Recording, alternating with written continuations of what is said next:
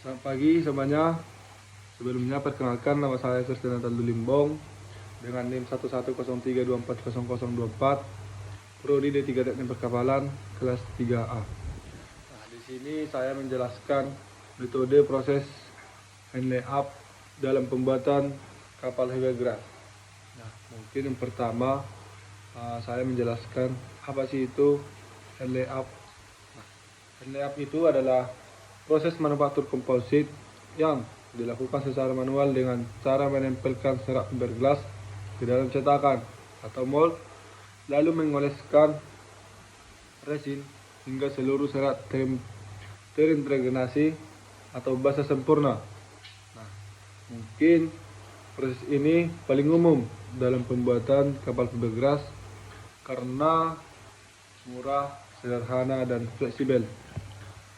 Baik, mungkin adapun tahapan proses dari metode hand layup ini dalam pembuatan kapal fiberglass.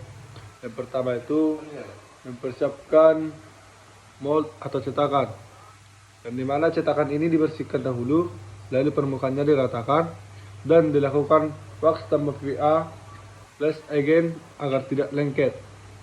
Nah, kita di sini kembali mengecek dimensinya, kembali mengecek permukaannya serta kekuatan cetakannya. Lalu tahapan proses yang kedua itu namanya aplikasi gel coat.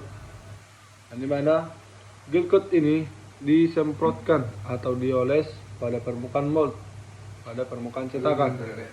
Dan dimana fungsinya itu untuk melindungi kapal dari cuaca, sinar UV, serta memberikan warna dan tampilan halus. Nah, dalam proses ini kita menunggu kering atau take free sebelum lanjut ke laminasi. Nah, proses dalam yang ketiga itu penempatan serat fiberglass, yang dimana potong atau mat roofing komplet ini sesuai pola. Nah, kita letakkan lapisan pertama di atas gel coat secara hati-hati supaya tidak bergeser. Nah, metode yang tahapan yang keempat itu dengan cara mengaplikasikan resin.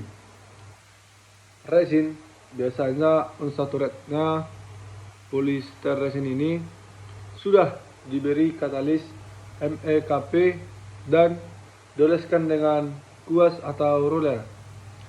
Resin ini kita harus betul-betul melihat penyatuannya serta harus membasahi seluruh serat.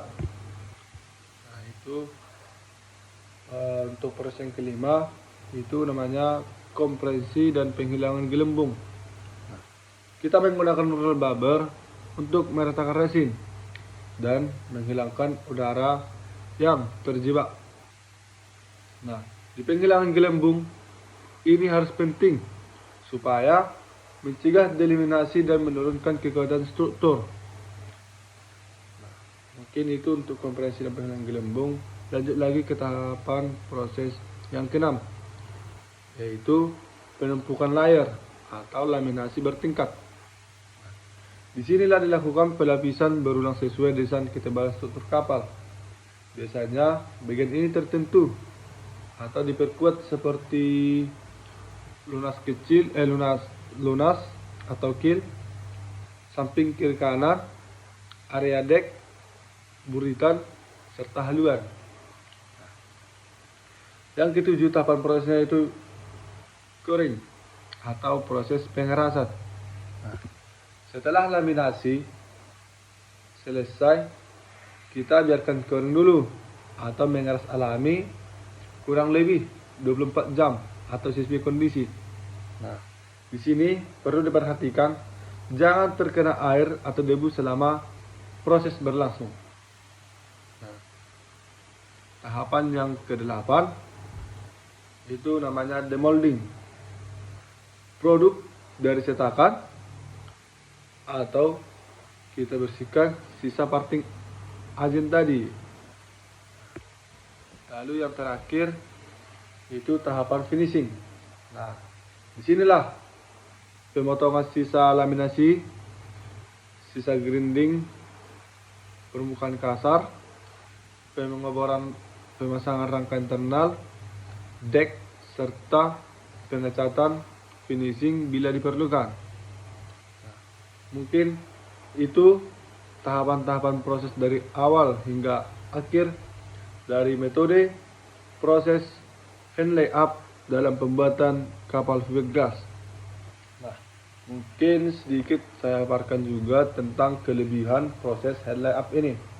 Yang dimana itu yang pertama, biayanya murah. Yang kedua, cocok untuk bentuk kapal yang kompleks. Yang ketiga, tidak perlu mesin khusus. Yang keempat, perawatan yang mudah. Yang kelima, cocok untuk produksi skala kecil menengah. Lalu kekurangan dari hand layup ini, yang pertama tuh ketebalan tidak selalu seragam. Yang kedua, lama waktu produksi. Yang ketiga, lama atau kualitas tergantung skill pekerja. Yang terakhir, banyak gelembung jika tidak dikerjakan dengan benar. Nah, mungkin itu yang bisa saya jelaskan terkait metode hand layup dalam proses pembuatan kapal fiberglass. Jika ada tutur kata yang salah saya ucapkan, saya minta maaf. Akhir kata dari saya, selamat pagi.